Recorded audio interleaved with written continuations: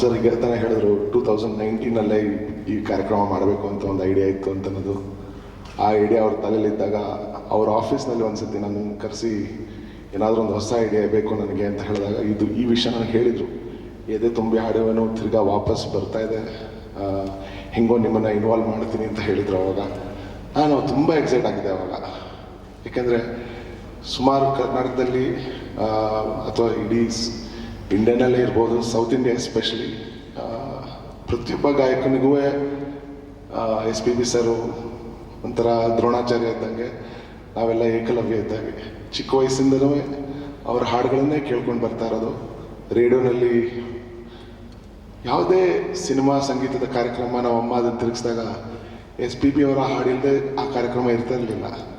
ಹಾಗೆ ಬೆಳೀತಾ ಬೆಳೀತಾ ಅನೇಕ ಹಾಡುಗಳನ್ನು ಕೇಳ್ಕೊಂಡು ಬಂದಿರೋ ಒಂದು ಸಂಪ್ರದಾಯದಲ್ಲಿ ಎದೆ ತುಂಬಿ ಹಾಡುವೇನೋ ಅನ್ನೋ ಕಾರ್ಯಕ್ರಮದಲ್ಲಿ ಅವರೇ ಎಲ್ಲ ಕಾರ್ಯಗಳನ್ನು ಅವರೇ ನಿರ್ವಹಿಸ್ತಿದ್ರು. ನಿರೂಪಕರಾಗಿದ್ದರು, ಗುರುಗಳಾಗಿದ್ದರು, ಆಮೇಲೆ ಜಡ್ಜ್ ಆಗಿರ್ತಿದ್ರು. ಆಮೇಲೆ not just as A judge anchor, ಒಬ್ಬರು ಫಿಲಾಸಫರ್, ಗೈಡ್ ಆ್ಯಂಡ್ ಮೆಂಟರ್ ಕೂಡ ಆಗ್ತಾಯಿದ್ರು ಮಕ್ಕಳಿಗೆ. ಇವಾಗ ಇಂಥ ಶೋನಲ್ಲಿ ಇಂಥ ಒಳ್ಳೆ ಗುರುಗಳು ಸಿಕ್ಕಿದ್ದಾರೆ ಅನ್ನೋದು ಪ್ರತಿಯೊಬ್ಬ ಪಾರ್ಟಿಸಿಪೆಂಟ್ಗೂ ಬಹಳನೇ ಒಂದು ಒಳ್ಳೆಯ ಯೋಗ. ಸೊ ಅಂತಹ ಕಾರ್ಯಕ್ರಮದಲ್ಲಿ ಇವತ್ತು ನನ್ನನ್ನು ಕಲರ್ಸ್ ವಾಹಿನಿಯವರು, ಪರಮ್ ಅವರು ಕರೆಸಿದ್ದು ಜಡ್ಜಾಗಿ ನನಗೆ ಬಹಳ ಸಂತೋಷ. ಒಂದು ಕಡೆ, ಇನ್ನೊಂದು ಕಡೆ SPB ಸರು ಕೂಡ ಇದ್ದಿದ್ರೆ ಇನ್ನೂ ಎಷ್ಟು ಚೆನ್ನಾಗಿರೋದು ಅಂತ ಅನ್ನೋ ಒಂದು ಬೇಜಾರು. ಆದರೆ ಅವರ ಸ್ಪಿರಿಟ್ ನಮ್ಮ ಜೊತೆ ಇದ್ದೇ ಇರುತ್ತೆ. ಅವರ ಲೆಗಸಿನ ನಾವು 4 ಜನ ಜಡ್ಜಸ್ಸು ಮುಂದೆ ತಗೊಂಡು ಹೋಗ್ತೀವಿ. ಆಮೇಲೆ ಜನರಿಂದ ಬಹಳ ಎಕ್ಸ್ಪೆಕ್ಟೇಷನ್ಸ್ ಇರುತ್ತೆ ಈ ಶೋ ಬಗ್ಗೆ. ಪರಮ್ ಸರ್ ಹೇಳಿದಾಗೆ ಎಲ್ಲೂ ಒಂದು ಸ್ವಲ್ಪನೂ ಕಲ್ಮಶ ಇಲ್ಲದೆ ಅದರ ನಿಷ್ಕಲ್ಮಶವಾಗಿ ಹೇಗೆ ನಡೆಸ್ಕೊಂಡು ಹೋಗ್ತಾ ಇದ್ವೋ ಕಾರ್ಯಕ್ರಮ SPB ಸರ್ ಕೈಯಲ್ಲಿ, ಹಾಗೆ ಅದೇ ರೀತಿಯಲ್ಲಿ ಇದನ್ನು ಕೂಡ ನಡೆಸ್ಕೊಂಡು ಹೋಗ್ತೀವಿ ಅನ್ನೋ ಒಂದು ನಂಬಿಕೆ ಇದೆ, ಭರವಸೆ ಕೂಡ ಇದೆ. ನೀವೆಲ್ಲ ಈ ಕಾರ್ಯಕ್ರಮನ ನೋಡ್ತೀರಿ, ಇಡೀ ಕರ್ನಾಟಕ ಇದನ್ನು ಅಪ್ರಿಷಿಯೇಟ್ ಮಾಡುತ್ತೆ ಅಂತ ನಾನು ನಂಬಿದ್ದೀನಿ. So again it's a great blessing for me. Thank you so much Param sir, and I wish us all a good luck for the programme. Of course ನಾನು ಜಡ್ಜ್ ಆಗಿ ಬ್ಯುಸಿಯಾಗಿದ್ದೆ ಇಷ್ಟು ವರ್ಷಗಳು. ಬಟ್ ಇದು ಒಂದು ರೀತಿ ಸ್ಪೆಷಲೈಸೇಷನ್ ಅಂತ ನಾನು ಅಂದ್ಕೊಂಡಿದ್ದೀನಿ ಆ್ಯಸ್ ಅ ಜಡ್ಜ್. ಸೊ ಆ ಟೈಟಲ್ ಎದೆ ತುಂಬಿ ಹಾಡುವೇನೋ ಅನ್ನೋ ಟೈಟಲ್ ಏನಿತ್ತು ಅದು ನೀವು ಹೇಳಿದಾಗ ಬೇರೆ ಏನೂ ಥಾಟ್ಸೇ ಇರಲಿಲ್ಲ. I just said I have to do this ಅಷ್ಟೇ. ಏಕೆಂದರೆ SPB ಸರ್ ಅವರು ಹೀ ಈಸ್ ಎವ್ರಿಥಿಂಗ್. ಅಂದರೆ ಬರೀ ದೇವರು ಮಾತ್ರ ಅಲ್ಲ, he is a part of all of us. ನಾವು ಎಲ್ಲೇ ಪರ್ಫಾರ್ಮ್ ಮಾಡೋಕ್ಕೆ ಹೋದರೂ, ಎಲ್ಲೇ ಹಾಡಿದ್ರು, ಎಲ್ಲೇ ಇದ್ರೂ he is part of our blood, part of our system and part of our history ಅಂತ ನಾನು ಭಾವಿಸ್ತೀನಿ. ಸೊ ನಾನು ಎಲ್ಲೇ ಪ್ರೋಗ್ರಾಮ್ಸ್ ಕೊಟ್ಟರು ನನ್ನ ಹಾಡುಗಳ ಪ್ರಮಾಣ ಒಂದು 20-25% ಇರುತ್ತೆ. ಹೆಚ್ಚು ಅವರ ಗೀತೆಗಳನ್ನೇ ನಾನು ಹಾಡೋಕ್ಕೆ ಇಷ್ಟಪಡ್ತೀನಿ, ಹಾಡ್ತೀನಿ. ಆ್ಯಂಡ್ ಎಷ್ಟೋ ಸಲ ಅವರು ನನ್ನನ್ನು ಕೇಳಿದ್ದಾರೆ, ನೀನು ಯಾಕೆ ನನ್ನ ಥರ ಹಾಡ್ತೀಯ ಅಂತೆಲ್ಲ ಕೇಳಿದ್ದಾರೆ. ನಾನು ಹೇಳಿದೆ, ಸರ್ ನನಗೆ ಅದೊಂದೇ ಗೊತ್ತು ನನಗೆ ಅಂತ. ಸೊ ಹಾಗೆ ಯಾಕೆ ಇದನ್ನು ಹೇಳಕ್ಕೆ ಬರ್ತಾ ಇದ್ದೀನಿ ಅಂದರೆ, ಆ ಥರದ ಒಂದು ಸೌಂಡ್ ಡಿಸೈನ್, ಒಂದು ಮೆಲಡಿ ಡಿಸೈನ್ ಮತ್ತು ಗಾಯನದ ಶೈಲಿ ಏನಿದೆ ಅದಕ್ಕೆ ಈಕ್ವಲೇ ಇಲ್ಲ. ಸೊ ಈ ಸ್ಪರ್ಧೆಯಲ್ಲಿ ಮತ್ತೊಮ್ಮೆ ಆ ಟೆಕ್ನಿಕ್ಸ್ ಏನಿದೆ, ಆ ಟೋನಾಲಿಟೀಸ್ ಏನಿದೆ, ಆ ಎಕ್ಸ್ಪ್ರೆಷನ್ಸ್ ಎಲ್ಲ ಏನಿದೆ, ಅದು ಬರುವಂತಹ ಸ್ಪರ್ಧೆಗಳಲ್ಲಿ ಅದನ್ನು ತರೋದು ಒಂದು ದೊಡ್ಡ ಜವಾಬ್ದಾರಿ ಆಗುತ್ತೆ.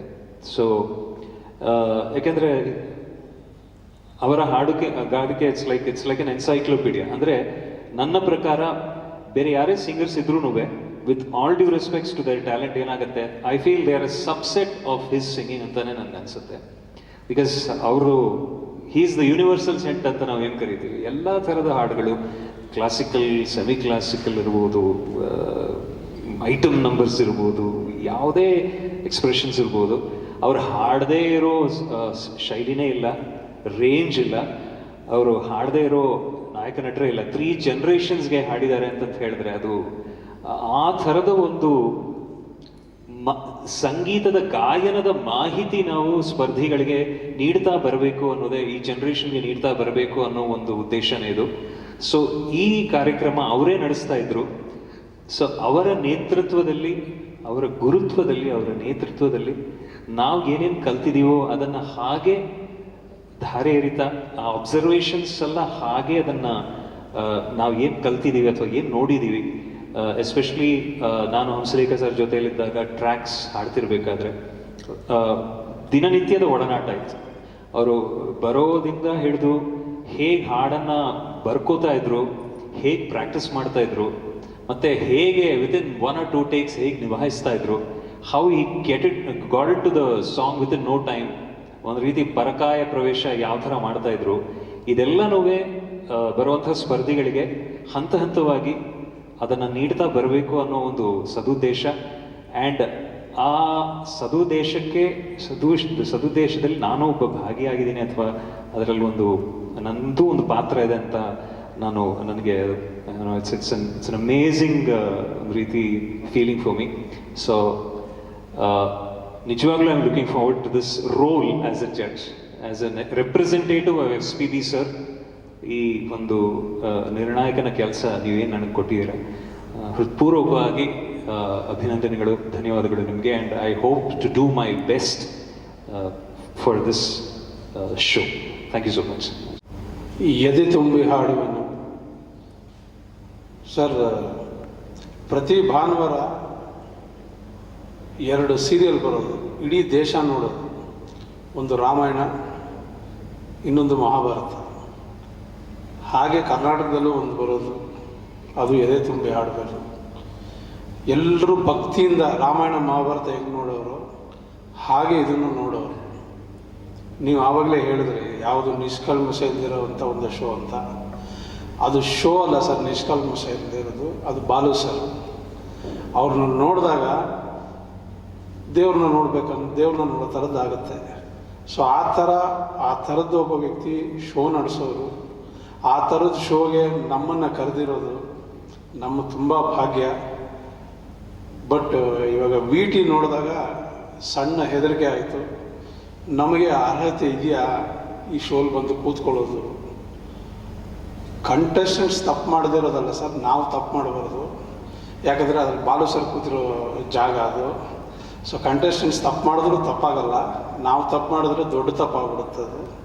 ಸೊ ನಾವು ಮೊದಲು ಕಲಿಬೇಕಾಗತ್ತೆ. ಆ ವಿನಯ ಆಗಲಿ ಎಲ್ಲನೂ, ಅದು ಯಾವುದು ತಪ್ಪುಗಳು ನಾವು ಮಾಡದಿರೋ ಥರ ನಾವು ಎಚ್ಚರಿಕೆಯಿಂದ ನೋಡ್ಕೋಬೇಕು. ಆ್ಯಂಡ್ ಈ ಶೋ ನೋಡೋದು ಎಂಥ ಒಂದು ಒಳ್ಳೆ ಎಕ್ಸ್ಪೀರಿಯೆನ್ಸು.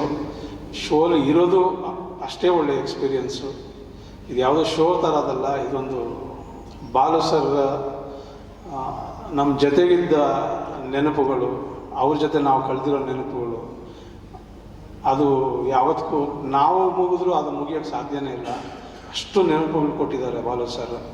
ಸೊ ಅದನ್ನೆಲ್ಲ ಹಂಚ್ಕೊಳ್ಳೋ ಒಂದು ವೇದಿಕೆ, ನಾವು ಕಲಿಯುವಂಥ ಒಂದು ವೇದಿಕೆ, ನಾವು ಶಿಸ್ತಿಂದ ಇರೋಕ್ಕೆ ಒಂದು ಶೋ ಆಗುತ್ತೆ ಇದು. ಸೊ ನಿಮ್ಮನ್ನು ಕರೆದಿರೋದೇ ನನಗೆ ತುಂಬ ಭಾಗ್ಯ. Thank you so much sir. ನನ್ನ ಕೈಲಾದಷ್ಟು ನಾನು ಸರಿಗಿರೋಕ್ಕೆ ಪ್ರಯತ್ನ ಪಡ್ತೀನಿ. ನೀವೆಲ್ಲರೂ ನಾನು ಕ್ಷಮಿಸಬೇಕು, ಯಾಕಂದರೆ ಇಷ್ಟು ಚೆನ್ನಾಗಿ ಕನ್ನಡ ನನಗೆ ಗೊತ್ತಿಲ್ಲ.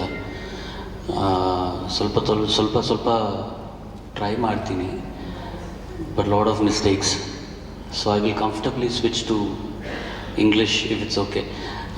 Raghu sir and Hari sir, when they were speaking a lot of Kannada. ನನಗೆ ಸ್ವಲ್ಪ ಭಯ ಬಂದಿದೆ, ಇಷ್ಟು ಕನ್ನಡ ಮಾತಾಡಬೇಕಾ ಅಂತ.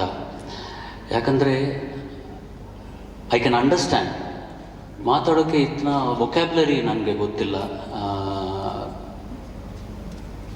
In between Tamil will come, Telugu will come, little Hindi also will squeeze in.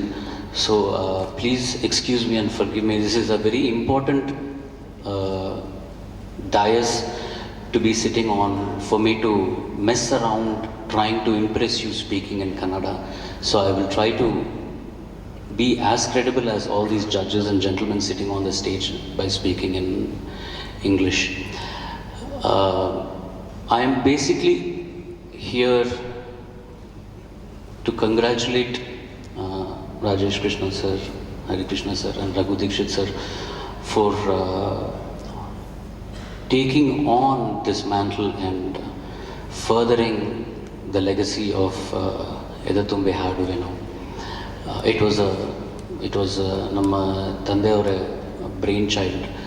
When it was initially started by ETV, they did Paduta Tiyaga in Andhra, then United Andhra. Mr. Ramoji Rao insisted that Dad do such a show in Telugu, and it was very good success there, and they wanted to bring it to Karnataka also, and that is how Edatumbi Haduvenu started. Basically, the same concept of what he was doing in Telugu, they brought it here.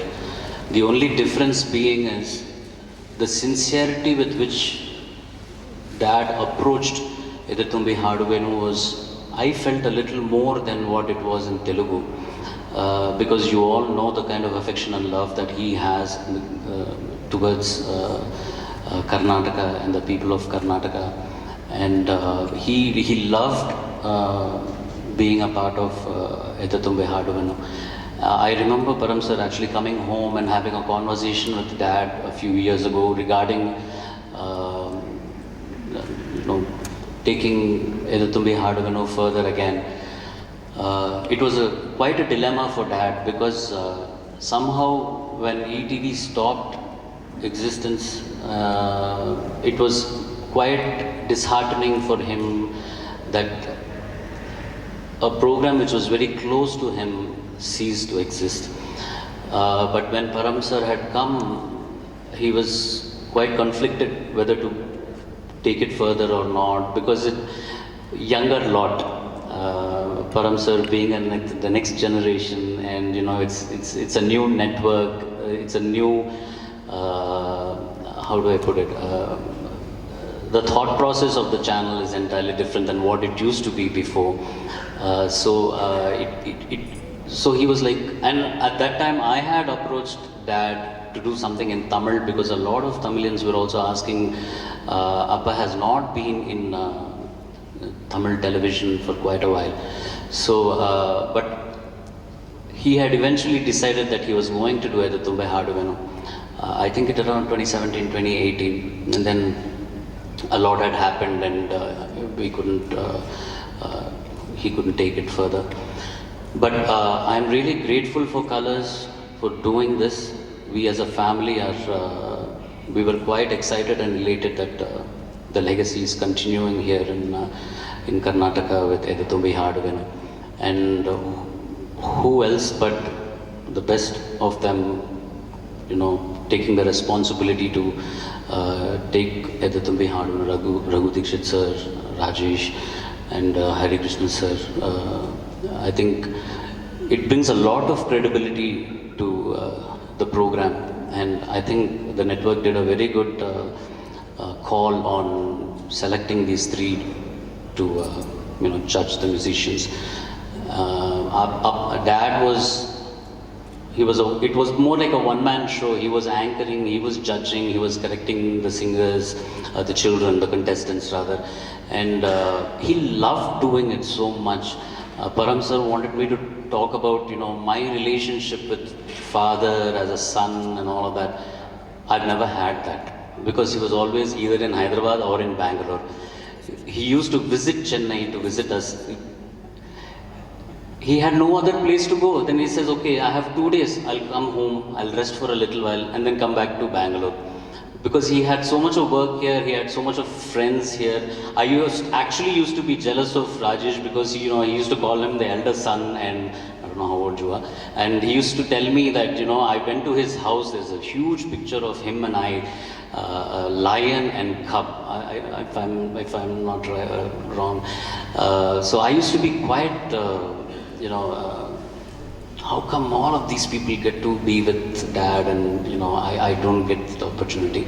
But he was more than happy to be that, and we were willing to sit back and watch SP Balasubramaniam be what he used to be, what he is or he was.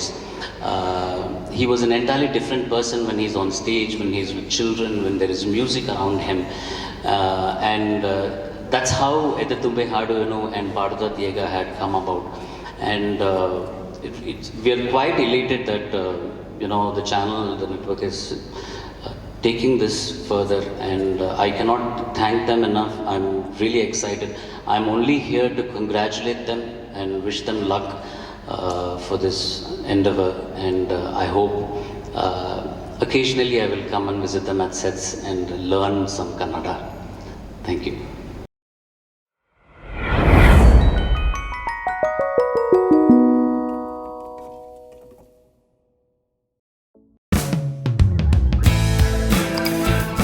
ನಮ್ಮ Kannada Facebook ಪೇಜ್ನ like ಮಾಡಿ, YouTube ಚಾನೆಲ್ನ subscribe ಮಾಡಿ. For more updates click on the bell icon. ನಮ್ಮ Kannada digital media.